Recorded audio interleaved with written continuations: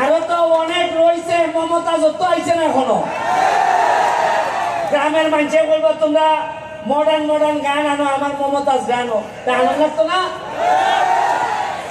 খালি খেলা শুরু হয়েছে। আমার নির্বাচনের পরেই আমি বলছিলাম যে এই দিয়ে যাবো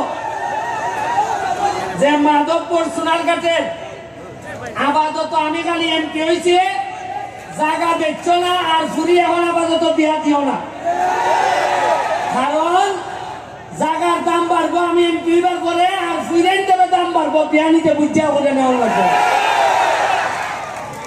ওনার মাটির দাম মাটির কারণে বাড়ে না, মাটির দাম বাড়ে মানুষের কারণে। আমি আপনাদের একটা উদাহরণ দেখাইতাম চাই।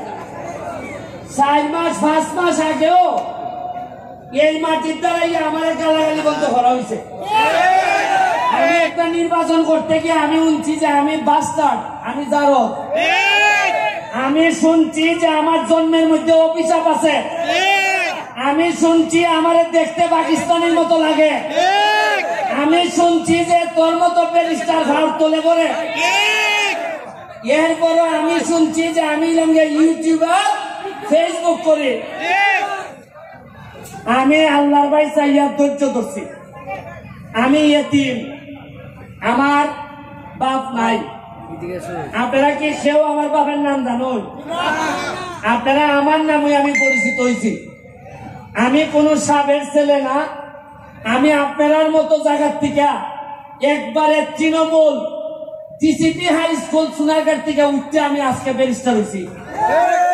আমি গল্পটা কইতাছি তোমাদেরকে এই কারণে, আজকে আমার সামনে যারা আছো তোমরা, তোমাদেরকে বলতে চাই, জীবনে ভালো করতে গেলে, সফল হইতে গেলে সব সময় সাবের ছেলে হইতে হয় না, নিজের যোগ্যতায় হওয়া যায়। তোমরা ভাবতে পারো যে আমি ধর্মঘট, আমি কি পারবো?